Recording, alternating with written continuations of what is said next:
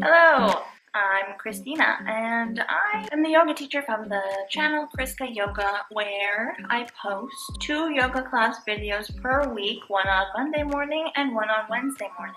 Today, I will be showing you, as you can see from the title of the video, how I film and edit my yoga videos. I just finished filming 2 videos that will be going up on my channel next week, so I'm going to show you my setup.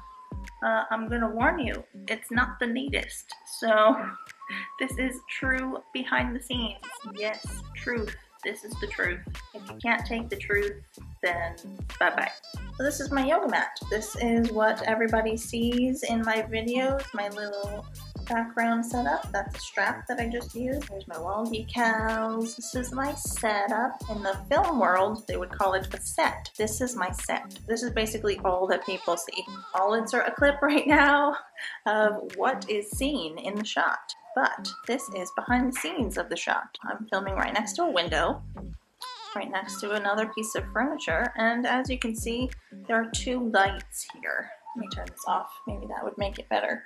This is from the light kit that I use, which I will link all of my equipment that I can find in the description box below. This light kit came with 3 lights. It was around $50, maybe a little bit less, like $49. And these lights are great. And there are plenty of YouTube videos where you can make your own lighting kit. So that's also another option. It's just time intensive because you have to buy the materials, make the materials, make sure they work, blah, blah, blah. So I have a light that shines right at the mat. I don't know personally how to get it to not make a shadow, but this is how I set it up. I have another light over here plugged in around the corner by my kitchen. I have another light here, just a normal house lamp. This is my other light. This light would normally be that bulb that I showed you, but I just broke it. I was plugging it in and the entire light fell over and smashed. I need to buy another one that matches those 2, but for now I just put in this one. If you can help it, white light bulbs when you're filming. Camera is set up right here. This is my camera. It has a little flip out screen. I use the Canon 600D, which is the same as the Canon Rebel T3i. It's a great beginner DSLR camera, so I got it several years ago,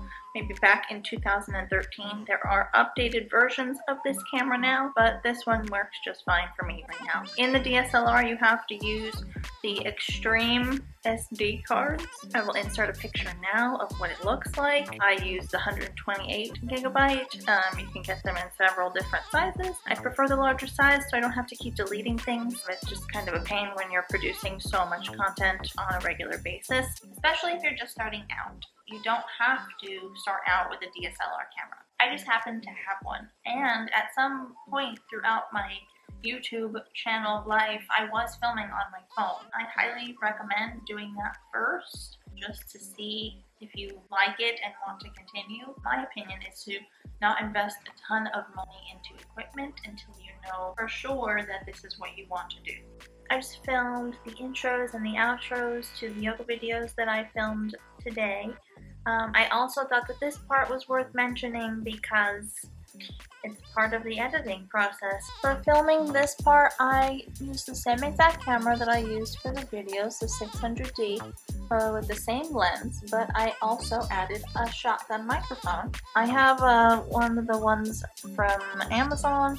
I put a little note for myself because if you record with your microphone plugged in but it's turned off, you won't hear anything. And it's very common for me to forget to turn on and off your microphone. If you leave it on and you're not using it, the battery will die.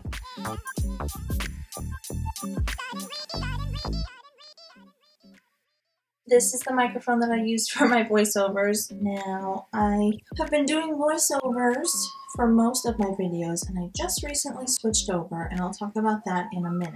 I use this stand. I bought everything separately, all on Amazon. This is the stand that I use for the microphone. This is a windshield? I don't know, some kind of shield. This helps to prevent, like, when you say P's or S's or T's, it kind of like is very harsh on the ear, I guess. Let's see if I could find one. It prevents it from going above the volume line and becoming painful when you listen to it, like too high-pitched or harsh on the ears. So, funny story, I actually use a Guitar Hero microphone to record my voiceovers. I bet no other yoga teacher on YouTube or anywhere uses a Guitar Hero microphone to record the voiceovers. But it's just a USB.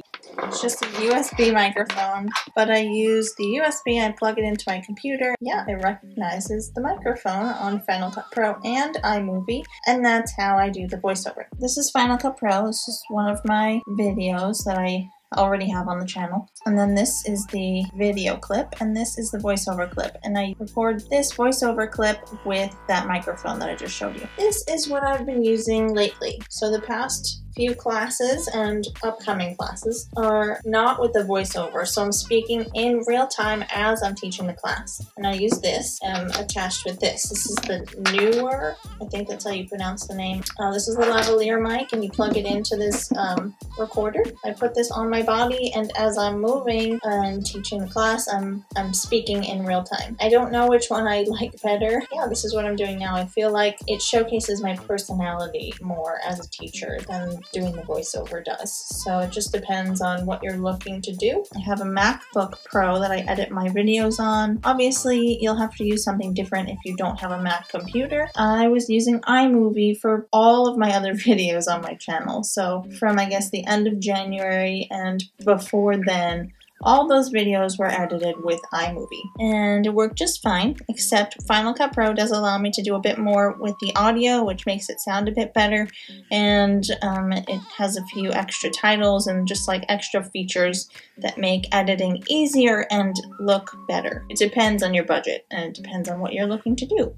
So that wraps up the behind the scenes of how I film and edit all my yoga classes. I hope you enjoyed this video.